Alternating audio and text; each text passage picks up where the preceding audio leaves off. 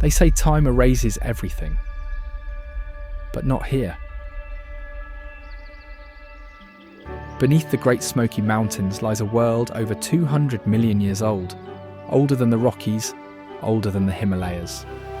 Rivers carved through stone long before humans ever walked these trails, and while the world changed around them, these mountains kept their secrets. People tried to live here once. Farmers, loggers, families. But nature always took back what was hers. Cabins were swallowed by trees. Church bells went silent. Roads turned into roots. Yet some things refused to disappear.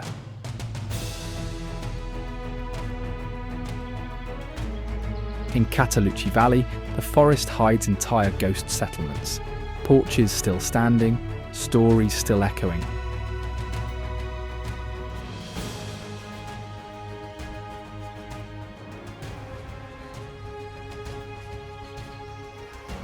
At Mingus Mill, water still spins a wheel from a community that no longer exists. And deeper in the woods, the House of Fairies stands untouched, a stone gate built by unknown hands, covered in moss, waiting for anyone brave enough to find it. Stay with me as we uncover the Great Smoky Mountains' most extraordinary wonders, where rare discoveries and forgotten mysteries might change the way you see this region forever.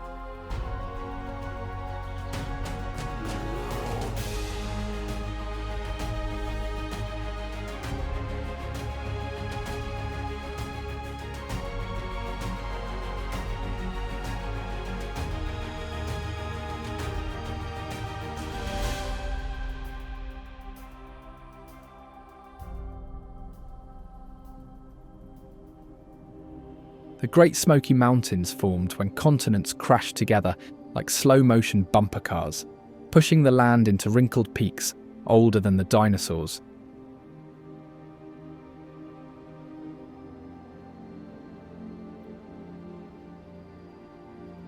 These mountains make their own weather.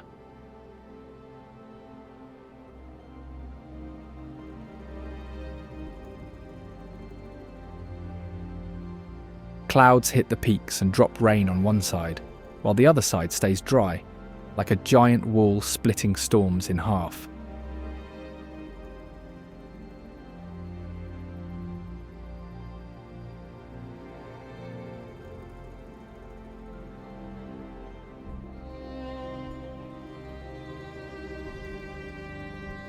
The Cherokee people called these peaks Synchronized, meaning place of blue smoke.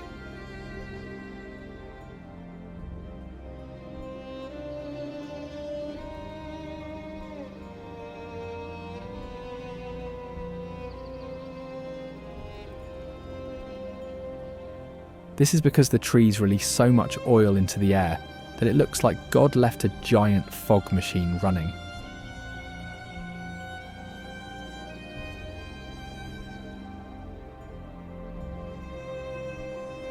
As you walk through these forests, you're breathing air cleaned by more kinds of trees than all of Europe combined.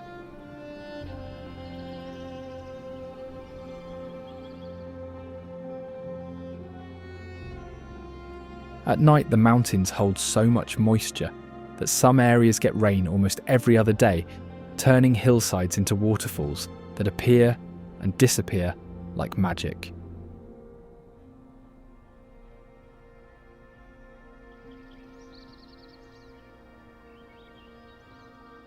By morning, that same rain feeds the soil, and soon the mountains burst into colour as wildflowers bloom in waves.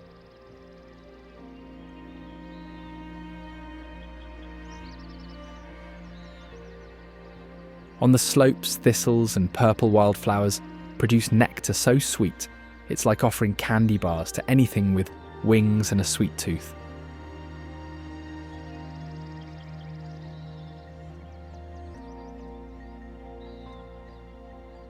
Certain blooms even refill their nectar every few minutes, working like tiny gas stations that never run out of fuel.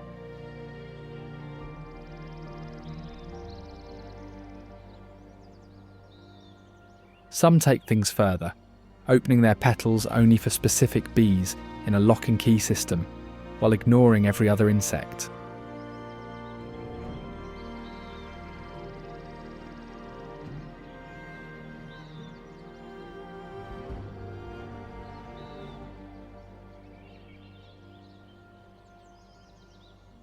And a few, like dandelions, react to footsteps, snapping shut when someone walks by and slowly reopening once the ground grows still again.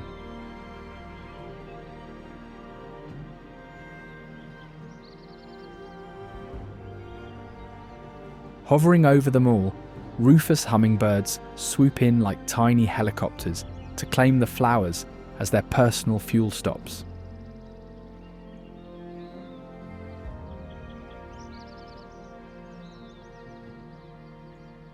This hummingbird is a rare visitor to the Great Smoky Mountains, passing through during migration like a traveller making quick pit stops on a cross-country road trip.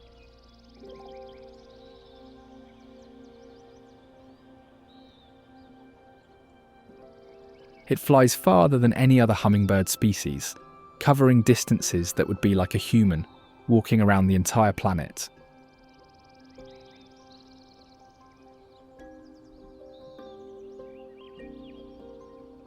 Its bright orange feathers aren't just for show. Tiny structures inside each one bend light like a prism, making the colour shift depending on the angle you see it from.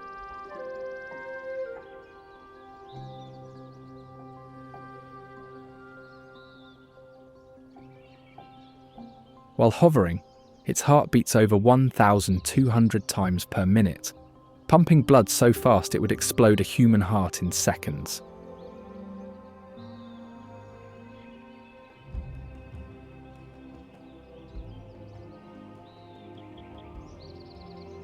It likes to hover around purple wildflowers, its wings blurring as its thin tongue flicks in and out faster than a blink.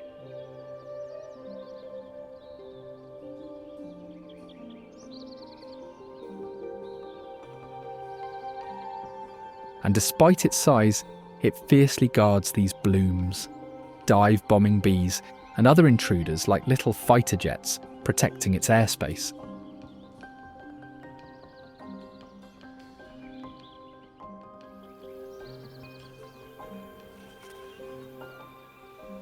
Those fuzzy yellow and black striped invaders buzzing around the same flowers are bees working the blooms with a completely different strategy than their hovering rivals.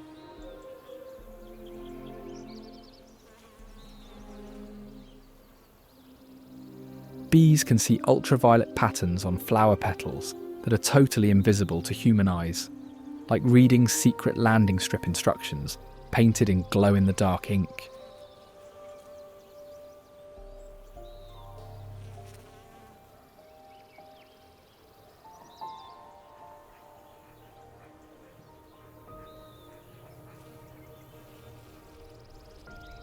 When a bee lands on a flower, it vibrates its flight muscles so hard the pollen explodes out like shaking powder from a container, coating its fuzzy body in yellow dust.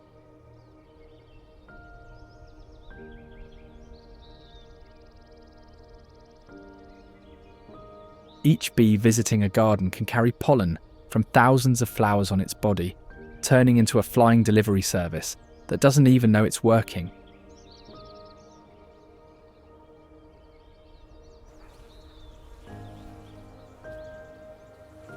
Resting on leaves between trips, bees communicate with others through a wiggle dance that gives exact directions to where the food sources are.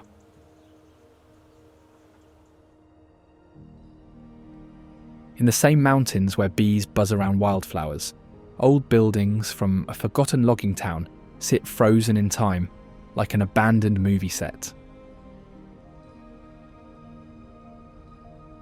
Elkmont began as a logging camp that became both a vacation spot and playground for wealthy families who built summer cabins, then later abandoned it all. The entrance to this ghost town feels like crossing into another realm, where rusted gates and overgrown paths lead visitors into a place that nature is slowly swallowing whole. Old cabins with sagging porches and broken windows stand scattered through the forest, their paint peeling in strips like sunburned skin. Inside these crumbling structures, old furniture and personal belongings still sit where people left them. Additionally, visitors report hearing phantom footsteps and doors creaking open on windless days.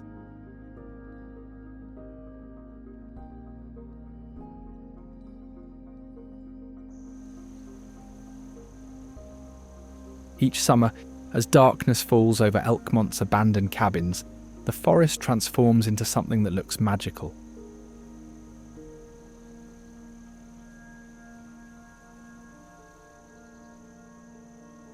Fireflies here don't just glow randomly, they blink together in perfect rhythm, like a stadium crowd doing the wave, and this synchronized light show happens nowhere else in the country.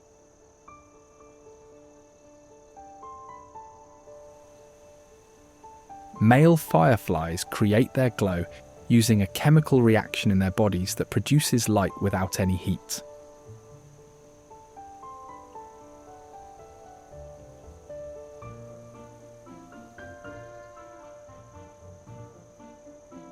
Flying under trees at night, thousands of them pulse on and off in waves, turning the dark forest into a moving light display.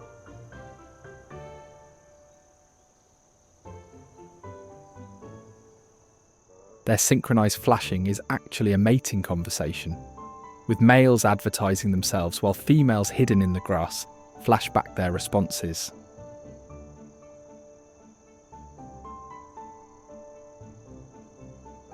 Scientists still debate exactly how thousands of fireflies coordinate their timing without a conductor, like an orchestra that somehow stays in perfect sync without sheet music.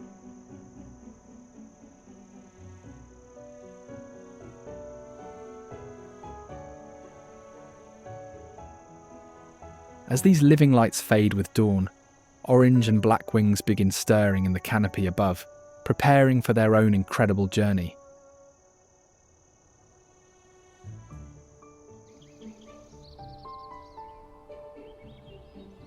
Monarch butterflies have real-life GPS inside their brains. They navigate through the Smokies using a built-in compass that reads the sun's position like a clock.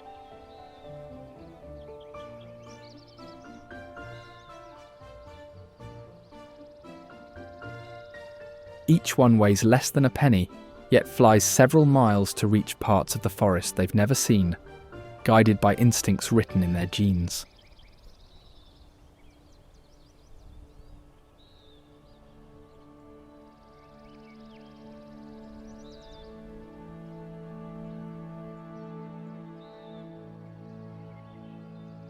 When they land on milkweed, they lay eggs that hatch into striped caterpillars, feeding only on this toxic plant, turning its poison into their own chemical defense system.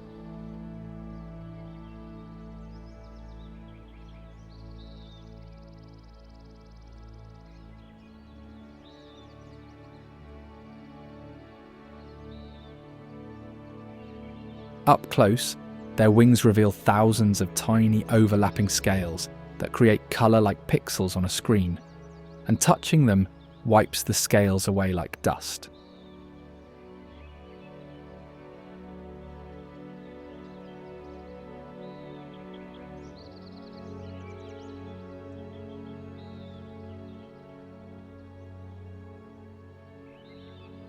As they rest on wildflowers, they uncoil a tongue longer than their body to reach the nectar inside.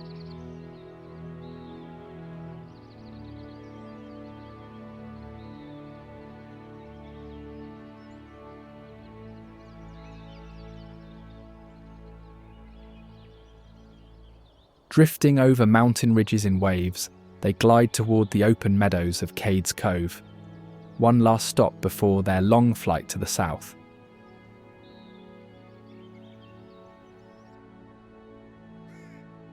As the monarchs arrive, the fields of this valley show more than wildflowers. They hold the remains of an old pioneer town, opening a peek into 19th century mountain life.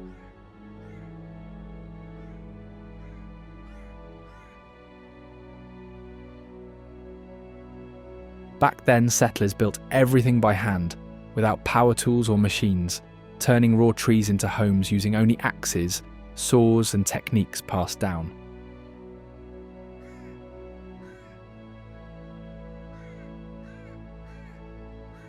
Log cabins still stand with gaps between logs chinked with mud and moss, a design that let walls breathe in summer but required constant maintenance to keep winter winds out.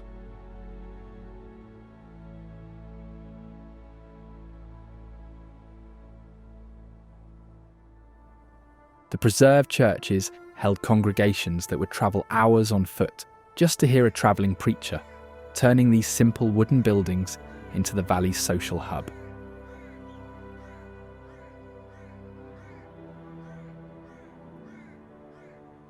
Barns built without a single nail use, interlocking wooden pegs and notches, like giant three-dimensional puzzles that somehow hold together through decades of storms.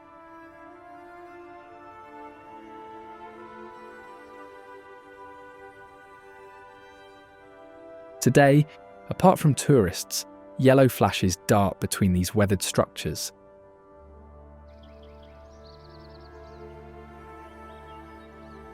Yellow warblers fly through Cades Cove like tiny sparks of sunshine, turning the old homesteads into their hunting grounds.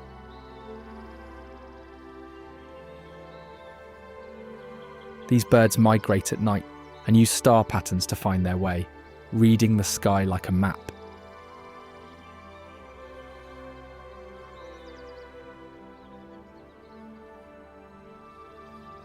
Males are so bright yellow, they look like they were dipped in neon paint, a colour they get from eating insects like leafhoppers and plant lice.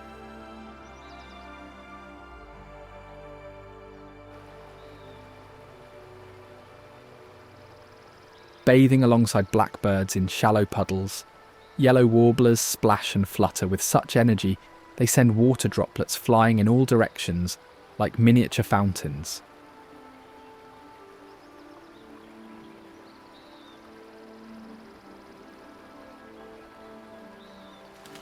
Up close, their small black eyes are always moving, spotting even the tiniest motion faster than a human can blink.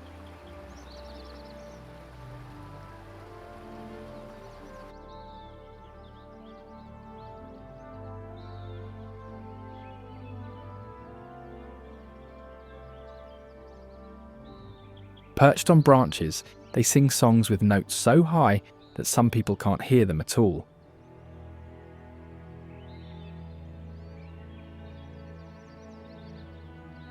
After spring rain, they shake water from the trees and chase insects around wet leaves, and this quick moves among the flowers earn them a magical nickname from locals: Fairies.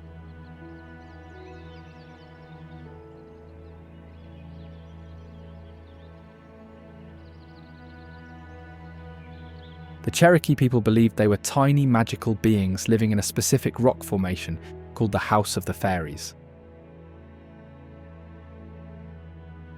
This stone shelter formed when water wore away part of the mountainside, creating a cave with an overhang. The entrance sits just big enough for a person to squeeze through,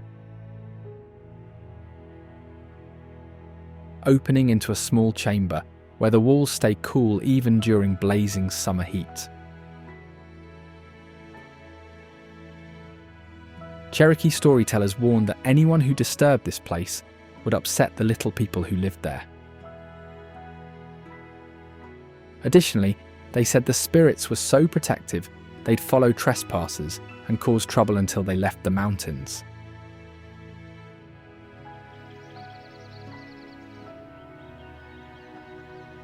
Beyond the fairy house where old Cherokee stories are told, white-tailed deer walk through the same valleys that were once home to settlers and spirits.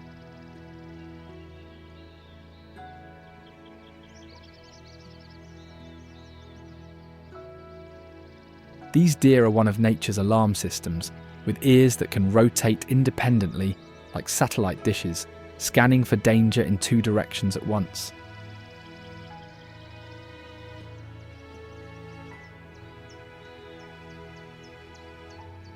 Their white tails flash up like warning flags when they run, sending a signal for other deer to follow.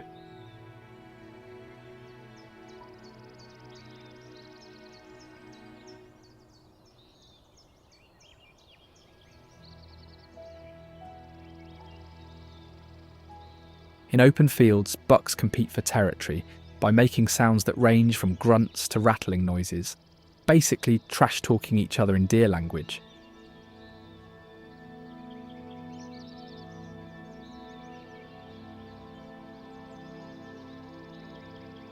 During mating season, rubbing couples touch noses and groom each other's necks, as if they're slow dancing before the male wanders off to find more partners.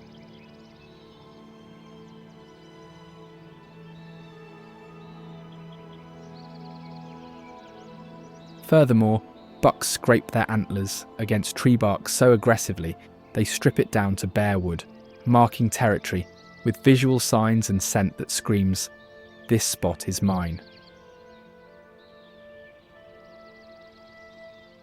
As the deer disappear into the trees, the forest opens to a small clearing where time seems to stand still, home to the old Walker sisters' cabin.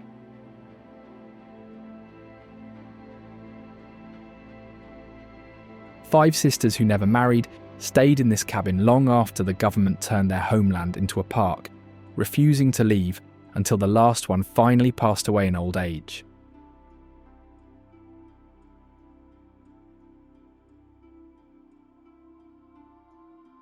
The cabin is tucked into a hillside so remote that even today, visitors must hike a trail to reach it.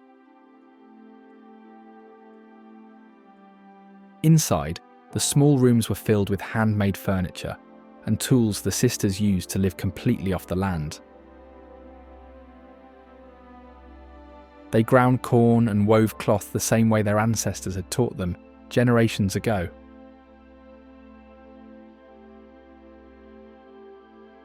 Today, visitors are warned about Spearfinger living nearby, a witch with a stone finger sharp as a knife. She disguises herself as a kind old woman to get close to wanderers before stealing their livers.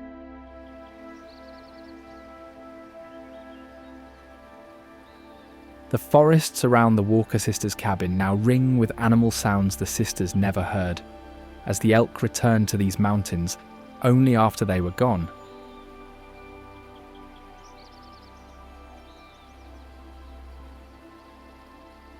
Elks were brought back from other parks and released into these mountains starting in 2001, over half a century after hunters wiped them out completely.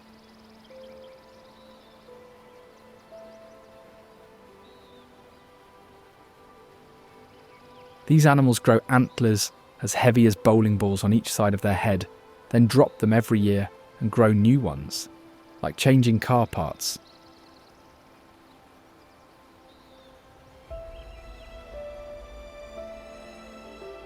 They are members of the deer family, but sized up like someone hit the enlarge button, with adults standing tall enough to look a basketball player in the eye.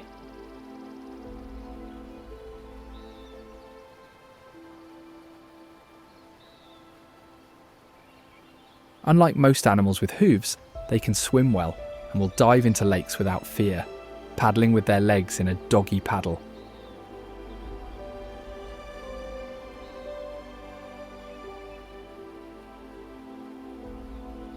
During mating season, they make loud calls that echo through the valleys, sounding like a mix of a trumpet and a scream, to attract females and warn other males to back off.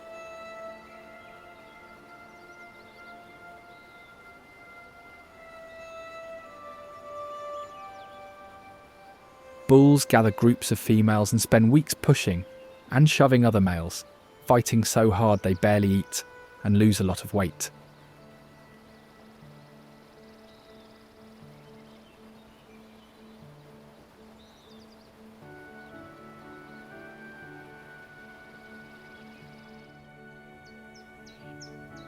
When the season ends, calves are born spotted like fawns and stay hidden in tall grass for their first weeks, using their lack of scent to stay invisible to nearby predators.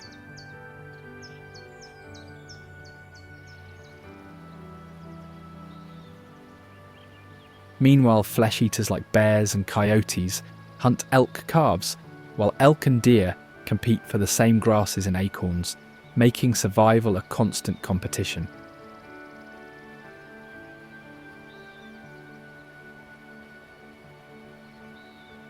Today, these reintroduced herds roam Cataloochee Valley, moving among old homesteads and the meadows they now call home.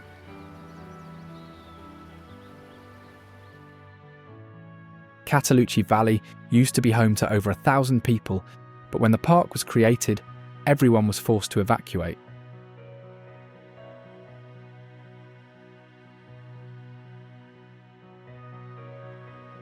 The Palmer Barn still stands today, its hand-hewn logs so precisely notched they fit tighter than modern construction, built to last by farmers who never imagined their grandchildren would be banned from living here.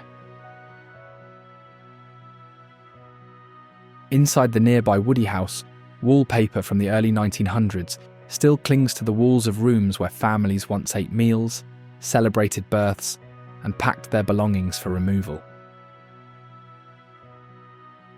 Just down the road, the White Church, where Valley residents once gathered every Sunday, sits empty, visited only by tourists.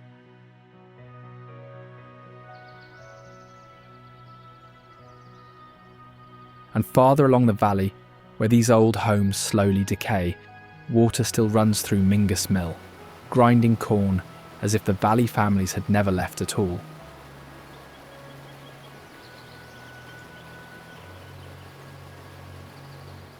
Mingus Mill was built with a turbine hidden underground instead of a water wheel, spinning like a jet engine under the floor while grinding corn above.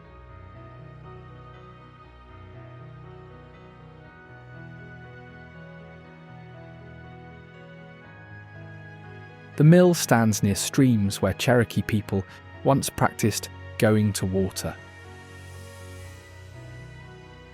It is a sunrise ritual where they dip themselves 7 times for cleansing and healing, using the flowing water to purify the body and spirit. Inside, huge grinding stones spin so close together they crush corn into powder without touching, leaving a gap thinner than a credit card. The wooden gears also remain operational, with the original parts installed over a century ago, crafted from durable yellow poplar. Meanwhile, corn dust from the grinding stones draws in birds that have learned these old mills mean easy food, including red cardinals that treat the place like an all-day buffet.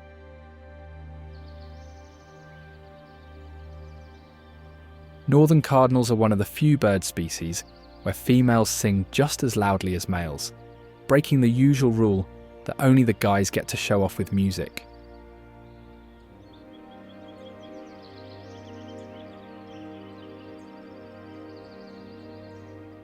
Their vivid red colour comes from what they eat, so the brighter the feathers, the better the diet.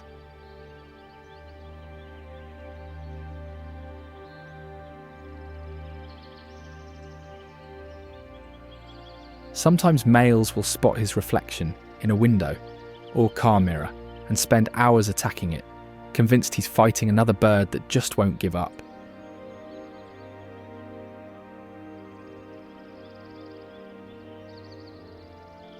Meanwhile, baby cardinals hatch bald and blind, looking more like tiny pink aliens than birds, and both parents feed them insects like living feeding tubes.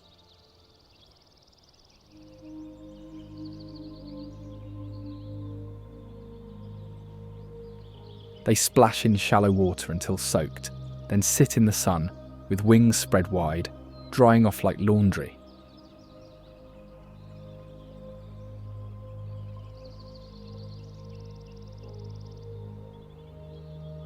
On branches, they crack open seeds with their thick beaks, using their face like a built-in nutcracker.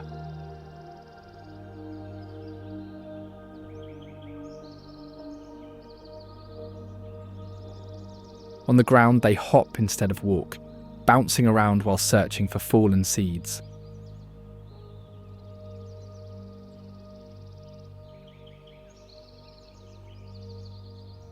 When cardinals scatter from the ground near the mill, it means a bigger enemy has arrived, a black bear.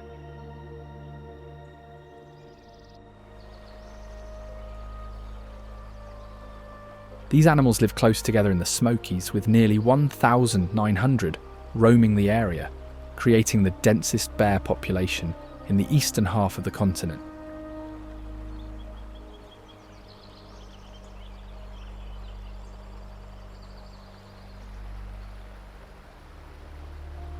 That means in the mountain, you're never more than a few miles away from one.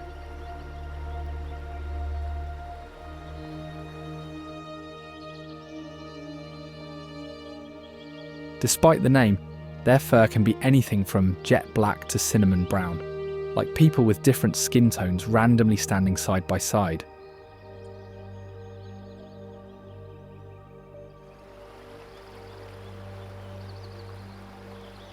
In the fall, they eat up to 20,000 calories a day, stuffing themselves as if training for a competitive eating contest to build fat for their long winter sleep.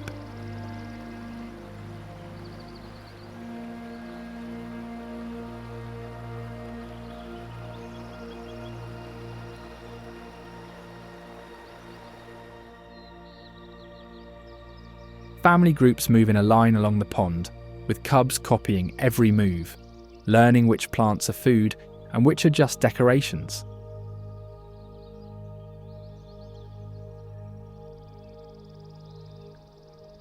At the first sign of danger, the cubs scramble up nearby trees, using the trunks like emergency ladders, while their mother handles the threat below.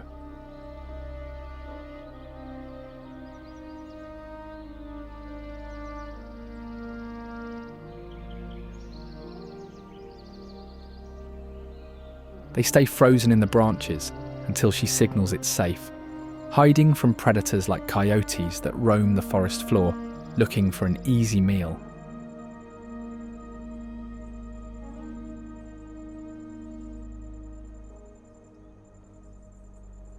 These predators are fairly new to the mountains, arriving in recent decades as they spread east like they're taking over new land one state at a time.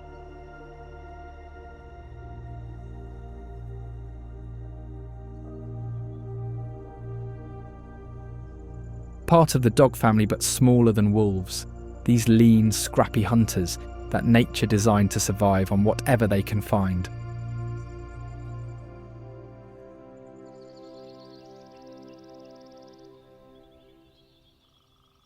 Their diet can switch from rabbits to berries to garbage without complaint, making them extremely flexible diners.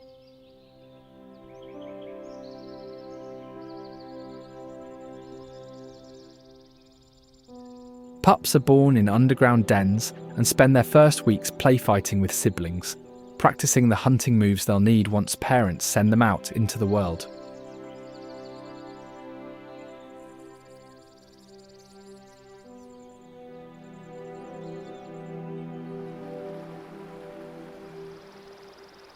Both mum and dad bring food back and take turns watching the young, working like a tag team to help them grow fast and leave home by fall.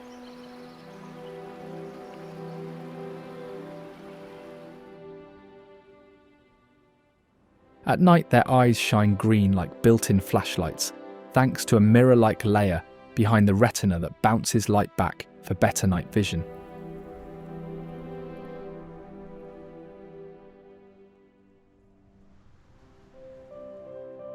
When winter arrives and prey hides or hibernates, they have to hunt harder, often venturing near human areas where fast-moving cars become the next danger.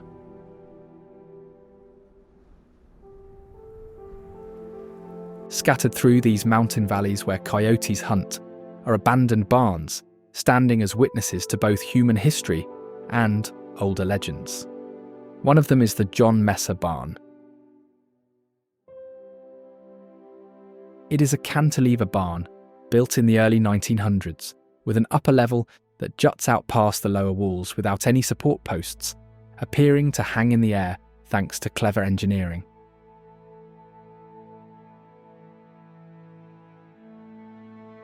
Farmers use the overhanging upper level to store hay and grain while keeping animals below. creating a 2-story setup where the livestock lived right under their own food.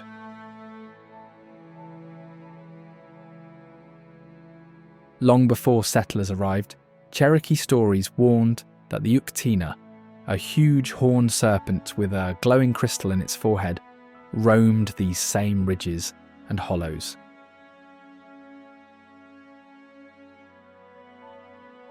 The people who worked around these barns knew the old tales.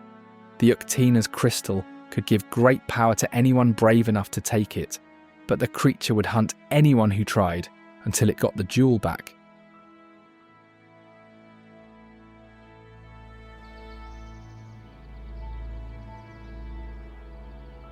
Just a few miles from the quiet John Messer barn, Gatlinburg has exploded into a colourful, busy town that feels like a mountain carnival.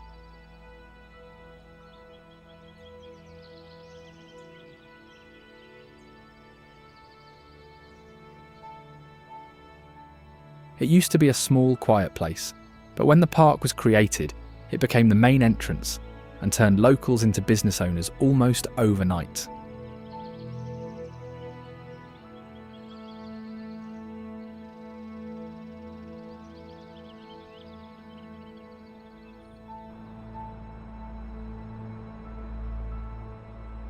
The town sits in a narrow valley where buildings climb up the hills, and some streets are so steep that cars need special brakes.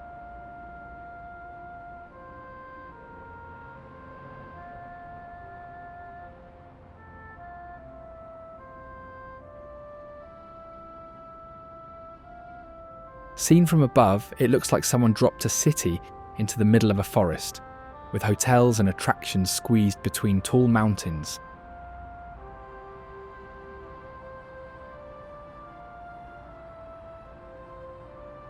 The buildings crowd together so tightly that some share walls and parking lots rise in stacked garages built into the hills like shelves for cars.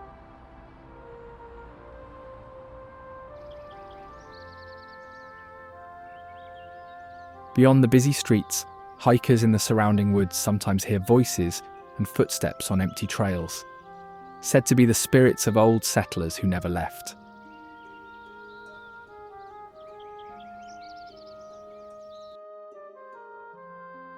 Just past Gatlinburg's busy streets, Little Greenbrier School is a small one-room building where mountain children both learned to read and attended Sunday preaching, all in the same room.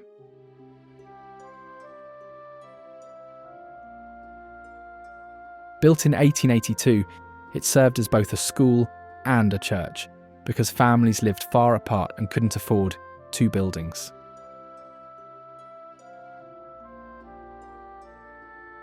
Next to the building lies a small cemetery with rough-hewn tombstones.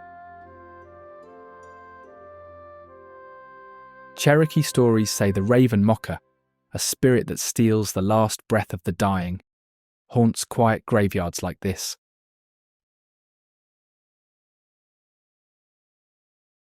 Between the old fence posts and gravestones, tiny movements in the leaves reveal creatures so small most visitors never notice, including bright orange salamanders with red spots like warning lights.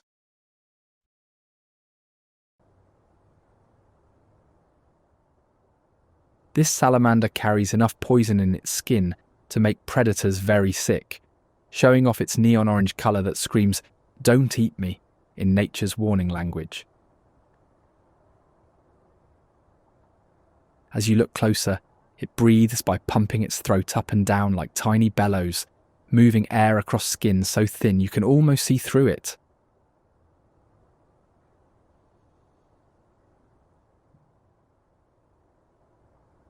Its red spots aren't paint or scales. They are toxic glands built right into the skin, turning each dot into a tiny chemical weapon.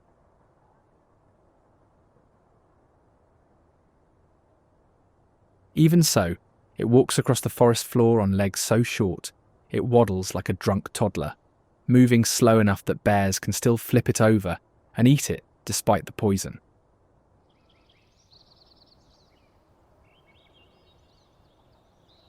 While the newts spend their entire poisonous lives on the ground, never needing to fly, Above them, American goldfinches use their wings to reach the thistle seeds they need to survive.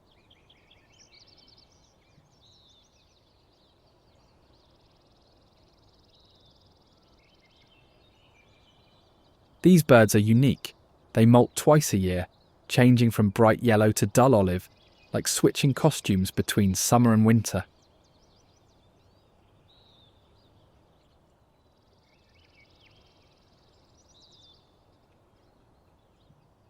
In spring, the males turn so yellow they look like flying lemons, a colour that comes from eating seeds with special pigments.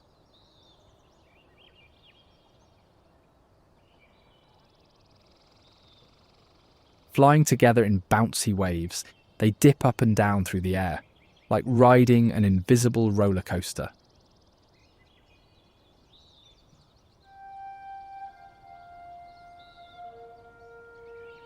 They wait until late summer to build nests, timing it with the thistle plants releasing their fluffy seeds, which the birds collect to weave into soft cradles.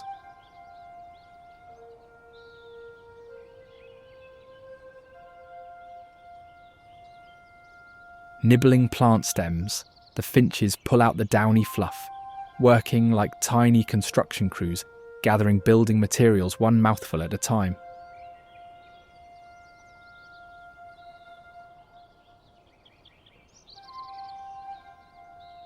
Then perched on sunflower heads, they crack open seeds with their cone-shaped beaks, peeling husks off as if unwrapping tiny presents.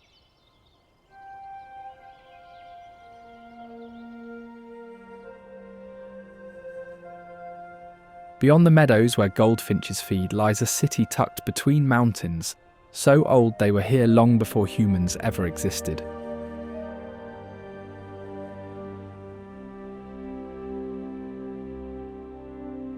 The land started as Cherokee hunting grounds called Where They Race, but in the 1700s, settlers arrived and built a new town.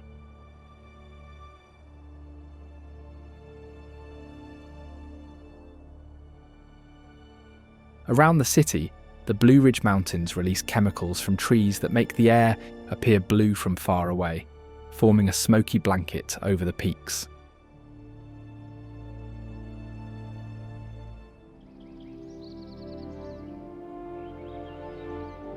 Downtown buildings stack up hillsides so steep that walking from one street to another feels like climbing stairs built by giants.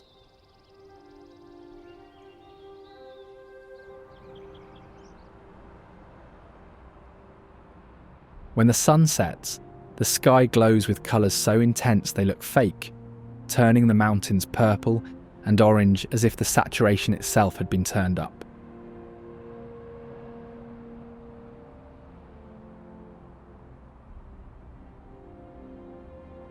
High on the ridges, Cherokee stories speak of the Nunyunui, the stone man with rock-hard skin, so tough that normal weapons bounce off him.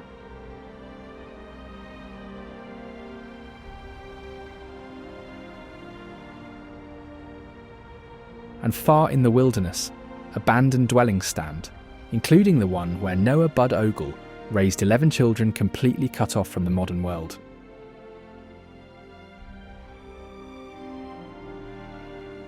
This isolated site once held all of his kids packed into 2 small cabins, sharing a single chimney, like trying to fit 3 families into a modern 2-bedroom apartment.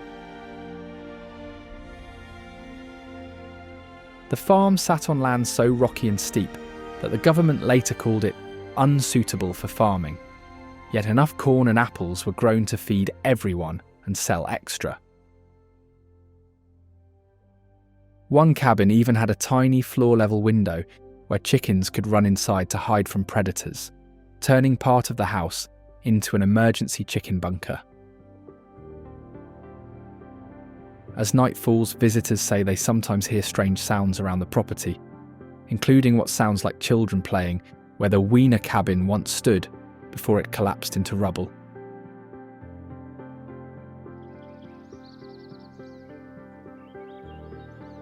Around this cabin, American robins hop across the ground, hunting worms by tilting their heads and listening for movement underground, like they have built-in radar.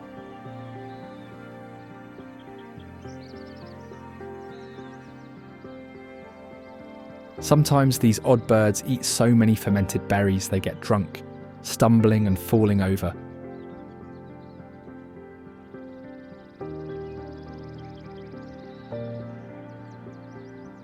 Their eggs are a perfect blue, so famous that a jewellery company trademarked the colour robin's egg blue for their shopping bags.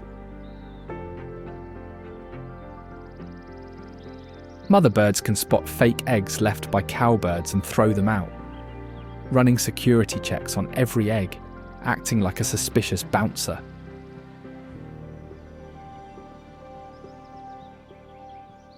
The babies hatch bald and blind, growing so fast they gain their body weight every day for 2 weeks.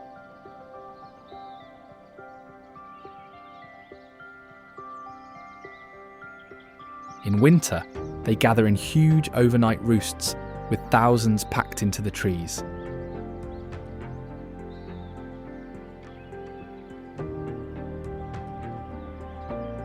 Now, scientists are noticing these flocks arriving weeks earlier than before, signalling that something bigger is changing in the mountains.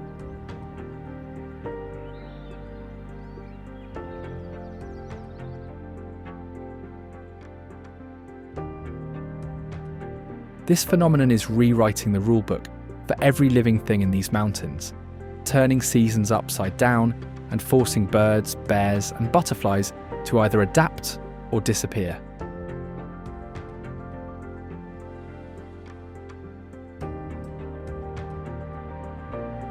Winter storms now dump so much rain that entire roads can wash away in hours, sending mudslides that bury highways under what would take 500 truckloads to move.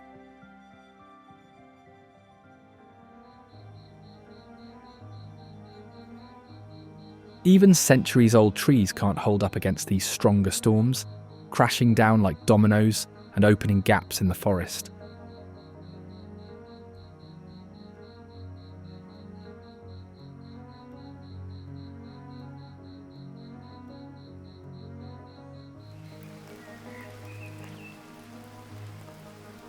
The fog is thinning out as temperatures climb, removing the air that keeps high forests cool and moist.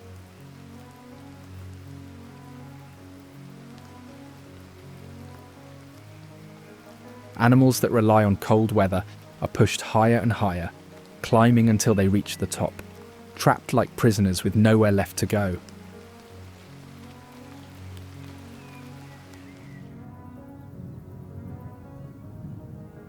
And rising temperatures are only the start. A long lineup of dangers is slowly choking the mountains, one threat after another.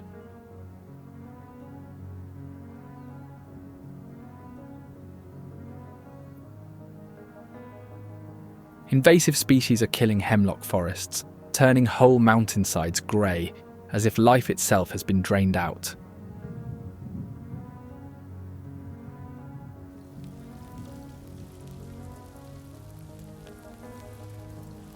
The famous haze that once gave the park its name now mixes with smoke from coal plants across the southeast, turning the natural blue mist into toxic smog that harms leaves and lungs.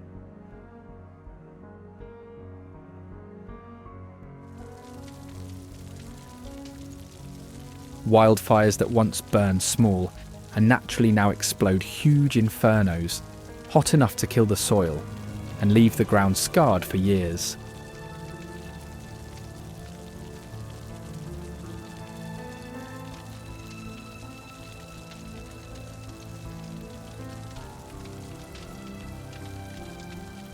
Still, these mountains have survived worse. What happens next depends on whether people choose to protect them or let them disappear.